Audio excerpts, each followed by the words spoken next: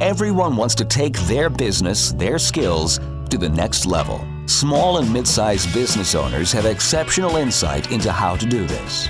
They endure and thrive because they find ways to overcome the challenges that come their way, and they can teach us valuable lessons to apply to our own companies and lives. Stephen Nooner, founder and owner of Alkali, a company with a unique process that helps businesses more effectively buy and manage their insurance programs. And Bob Gibbons, builder of Riata Commercial Realty, a real estate advisor and tenant advocate, are two prominent Metroplex businessmen who, along with their weekly guests, will ask their and your probing questions, finding impactful solutions that will help you reach for the next level. Here are your hosts, Stephen Nooner and Bob Gibbons.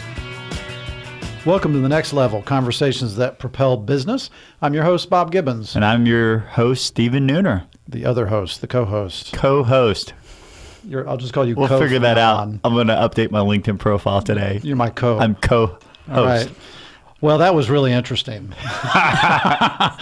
We're off to a All right, solid start. Solid start. Our guest today is Betsy Bates. Betsy's a longtime friend of mine, and she is the president of Corporate Green Interior Foliage. And Corporate Green is a interior landscape company. How often do you hear that? Usually you think of landscape and you think of exterior, don't you, Stephen? That's what I thought of. Yeah, she doesn't use lawnmowers. So they manage the interior plants for office buildings, corporations all around the Dallas-Fort Worth area. They're the largest in Dallas-Fort Worth and have been in business for 31 years. And 31. 31, that's right. So welcome, Betsy. Thank you. Welcome. Well, we're going to go ahead and we like to start off our show with someone else's wisdom. And today that wisdom was provided by you, Betsy.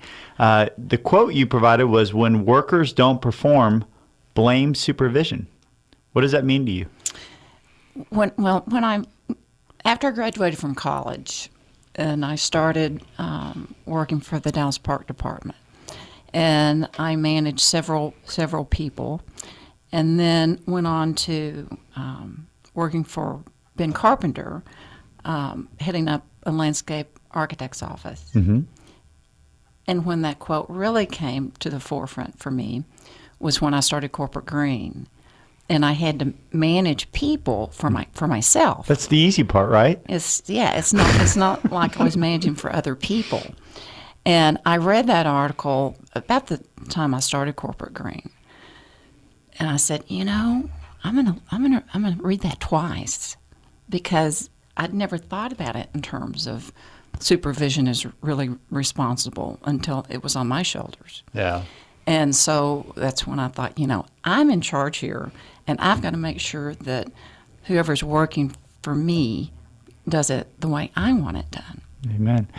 The hard part for that is distinguishing, though, what I found is between training, right, and then transferring ownership and responsibility. At a certain point, yes, you blame the supervisor, but then you blame the supervisor because they've done all the training and transferring, but that person's just not doing their job. Well, then if it keeps happening, you got to blame the supervisor for not taking care of that That's problem. what I mean. Exactly. Yeah, of that person. So then they're responsible too. Yeah, I mean, ultimately, they are. Tough being the supervisor. And by the way, that quote was from a guy named Donald Call in the Dallas Morning News in the late 80s. Mm-hmm. So I like that quote. But yeah, you hate doing that because you don't want to be responsible for everything. But if your name's on the door and you're the owner, it's got to be you. Oh, absolutely. The buck stops there, as they say. Always stops with you. So one of the things that we always like to ask people is, tell us something about yourself that not everybody else knows. Well, I would have to say, when I started Corporate Green, none of my clients knew that I had never worked for another blanket company and that I'd never been trained. So I literally trained myself.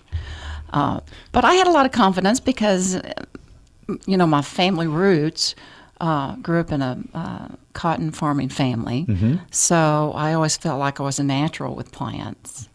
But I would literally, when I would go to accounts and water the plants that I had installed, I would take a cup and I would measure and I would record how many cups of water or whatever amount of water I gave to each plant. I'd record that so that the next time I came, a week later when I came back to water the plants, I could say, okay, well, I watered the plants this much. What do they look like? Did I under or over water?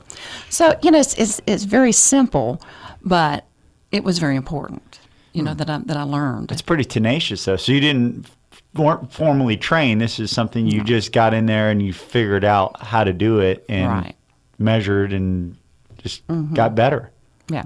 And I talked to different people. I talked to people that I was buying the plants from, and I told this one manager at the greenhouse what I was doing. He said, well, you better graduate to a gallon.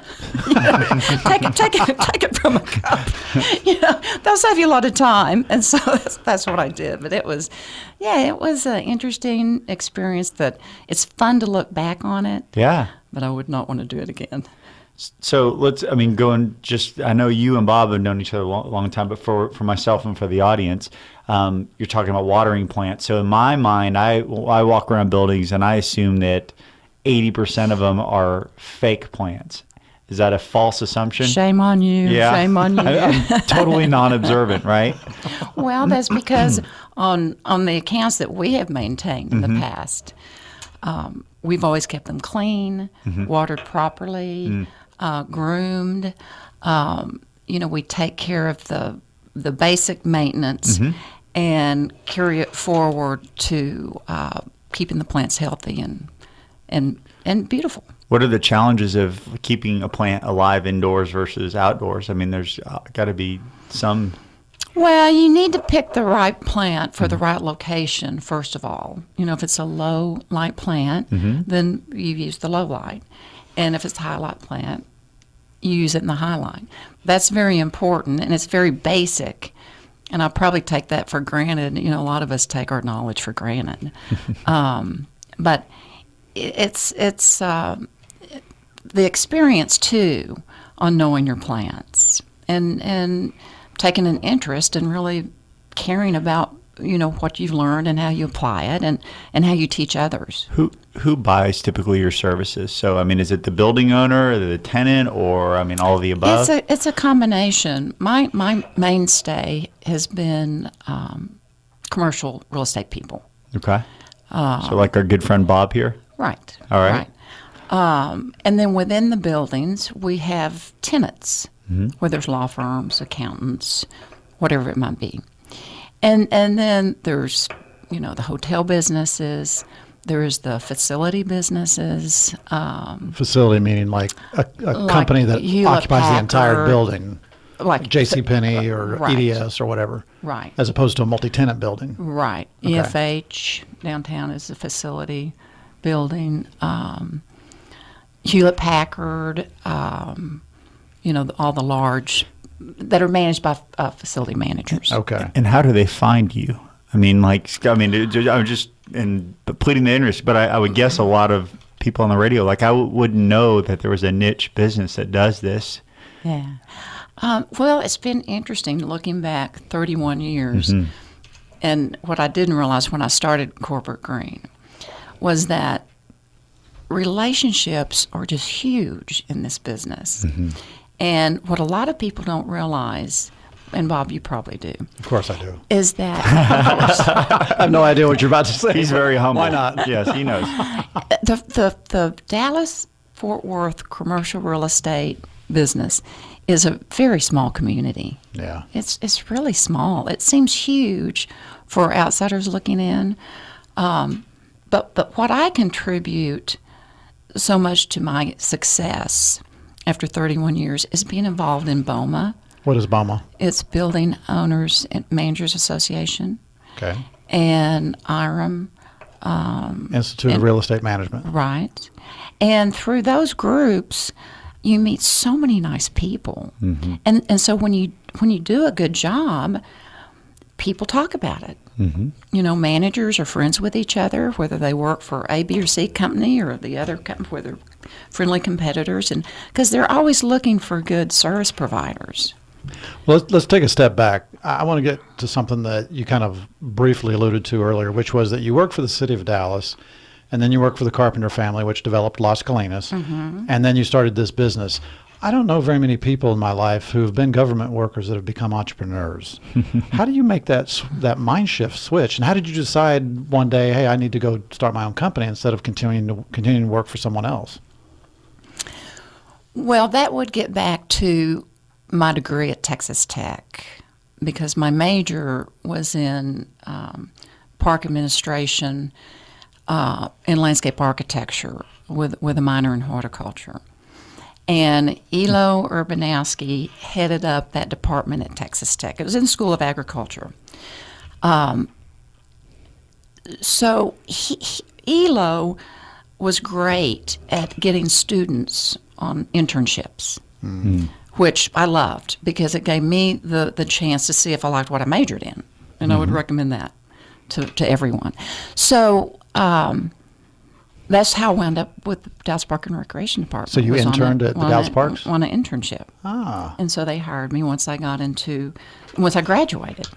Okay. So it was really a win-win. So, but how do you go from that to saying I'm going to start my own company? I mean, that's a huge difference. Well, the superintendent of parks there at the park department stole me away, so to speak, and hired me to work to head up his landscape architecture division there at Las Colinas Landscape. Okay. So that was the thread that pulled me into private enterprise. All right. And then once you got to the Carpenter family's company at Las Colinas, how did you then decide I'm now going to leave them and go start your own company?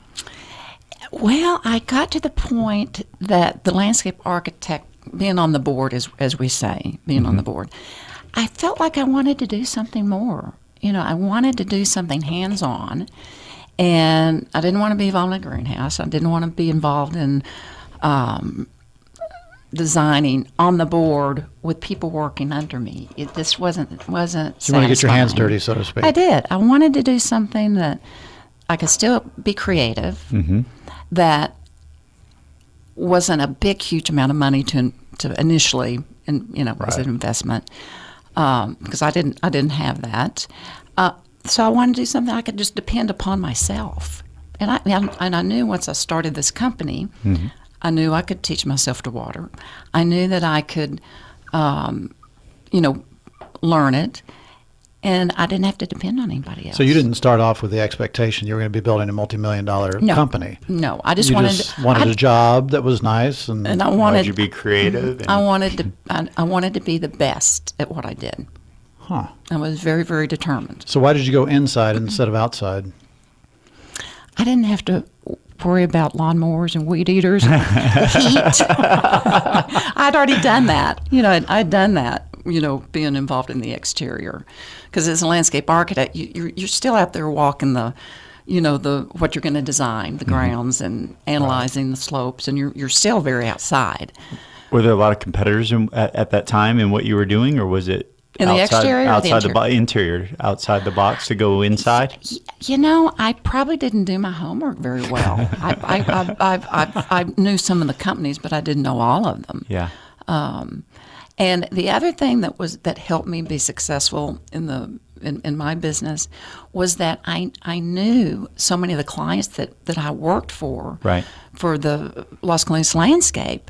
So that gave me an inside track from a marketing standpoint. Okay. I did have some built-in contacts. All right, well, we're going to take a break. What are we going to talk about when we come back, Stephen? So you spend 31 years of your life building a company, and then you decide that it's time to make an exit. What can we learn from Betsy's experience? And doesn't government create all jobs, Bob? I hope not. Stick around. And now, Confessions of a Recovering Landlord. This is Bob Gibbons with Riata Commercial Realty, and I am your recovering landlord. After 20 years as a landlord, I now use that experience only for the benefit of companies that lease or buy office buildings and warehouses.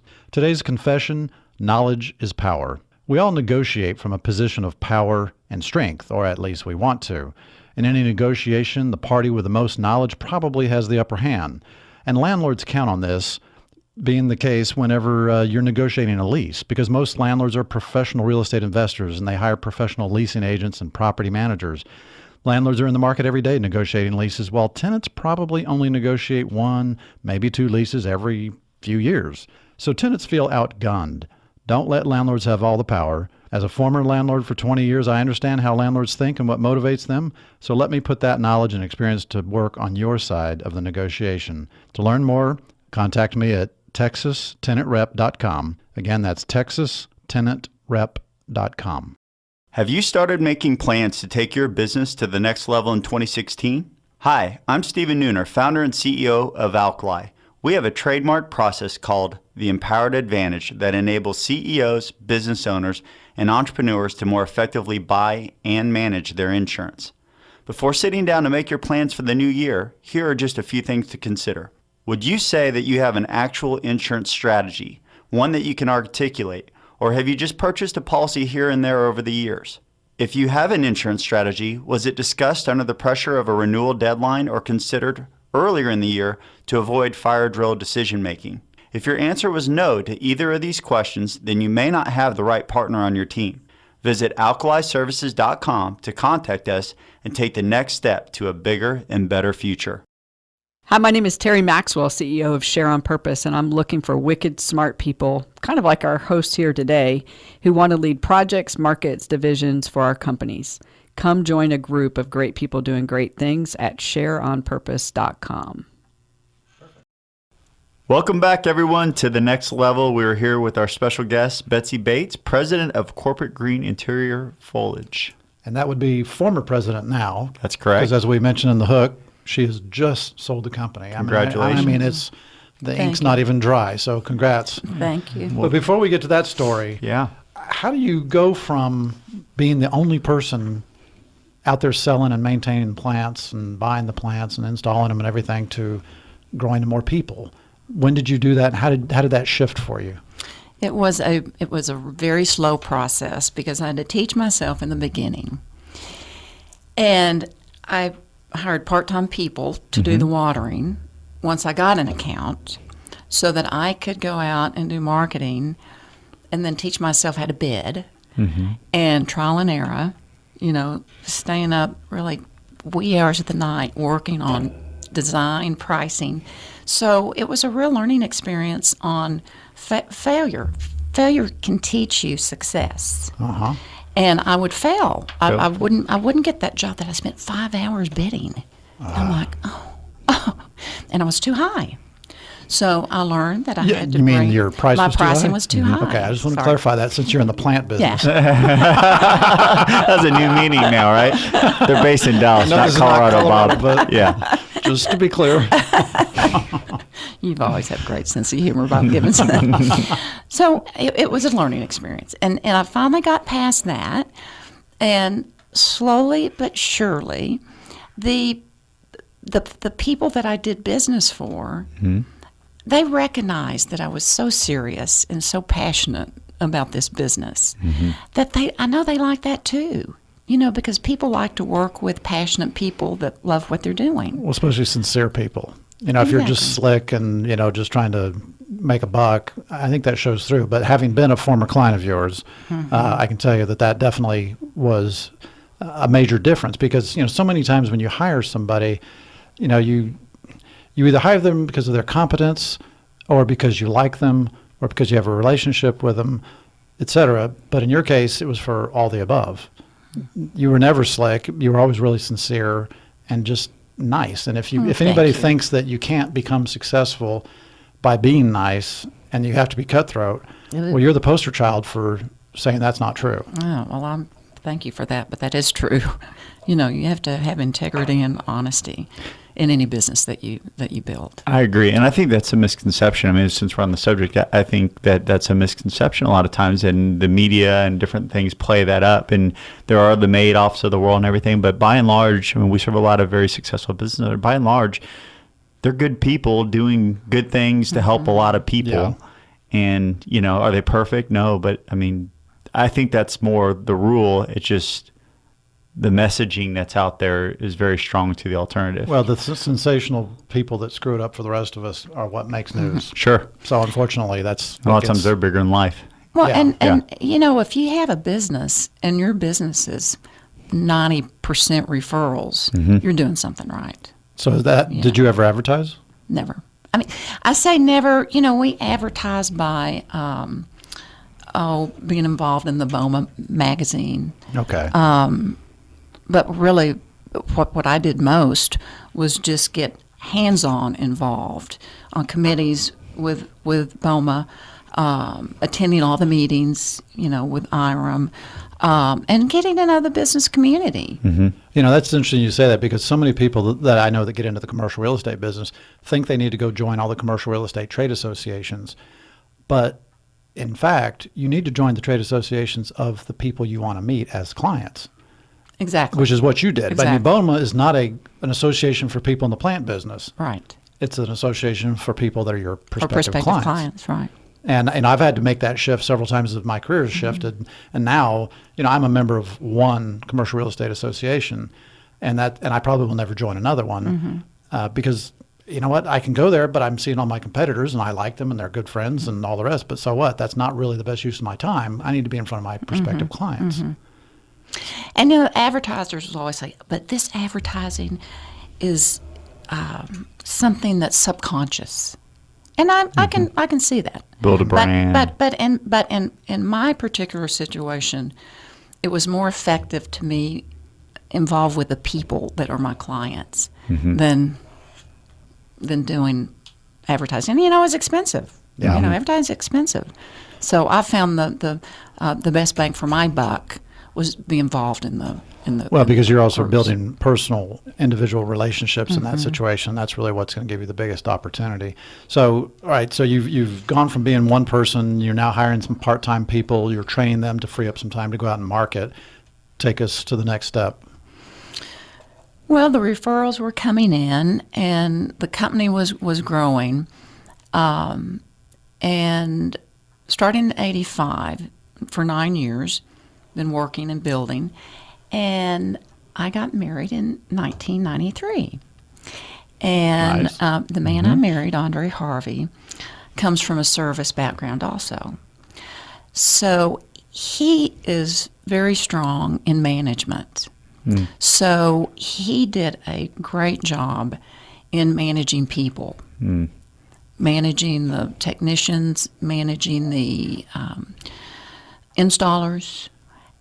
So wait a minute. So you got married, and as a wedding gift, you gave him a job? My mom Was said, he an employee first, or was my you mom ready to said, go? you are going to pay him at some point, aren't you?